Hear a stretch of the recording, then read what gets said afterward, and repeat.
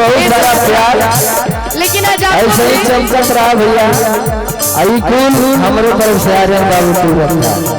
अब लेकिन ऐसे नहीं काम चलेगा। आपका शादी है, आपका रिसेप्शन है। हम चाहते हैं आप भी ठुमका लगाइएगा कि बन के हमारा जिंदगी, थोड़ा सा साइड बन के हमारा जिंदगी में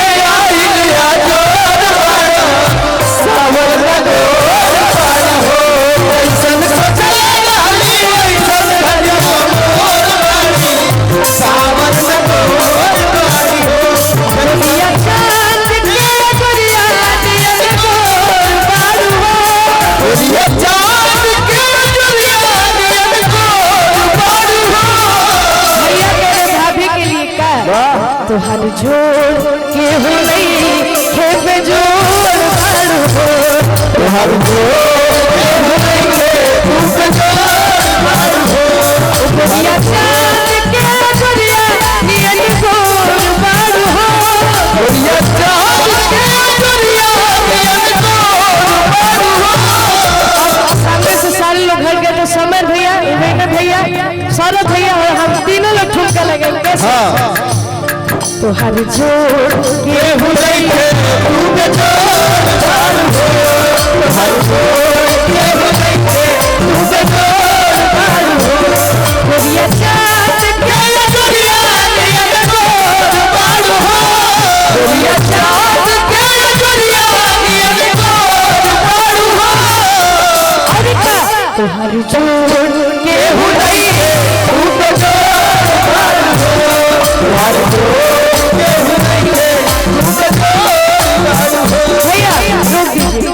भैया की तरफ से भाभी के लिए एक और लाइन कि तू ही बाड़ू घर के पलकिनिया हमर सार के, तू तो बहनिया हो।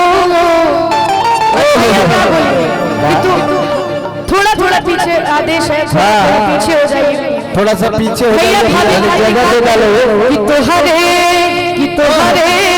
कि तोहरे नामे पर बुखार आ जमीनिया तू नगीनिया राजा आ जमीनिया तू नगीनिया तू ही बाड़ू घर के बना हिंदिया मोर सार के बा, हिंदिया मोर सार के बा, हिंदिया तू ही बाड़ू घर के बना हिंदिया मोर सार के बा, हिंदिया मोर सार के बा, हिंदिया तोहरे नामे तार बुखार आ जमीनिया तू लगिया तोहरे नामे तार बुखार आ जमीनिया तू लगिया छाने छाने बदले छाने छाने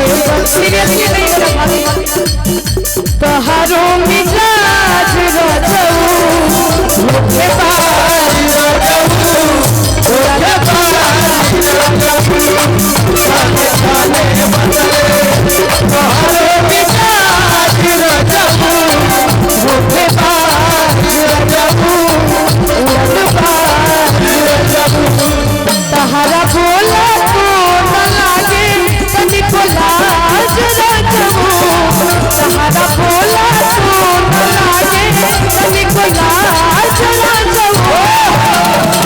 और छाने छाने बदले छाने छाने बदले तहारो मिजाज रजऊ, रंगबाज रजऊ, धोखेबाज रजऊ, छाने छाने बदले तहारो मिजाज रजऊ, रंगबाज रजऊ, धोखेबाज रजऊ।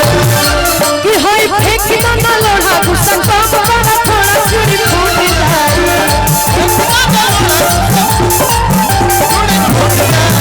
रूड़े टूट जाए तहारा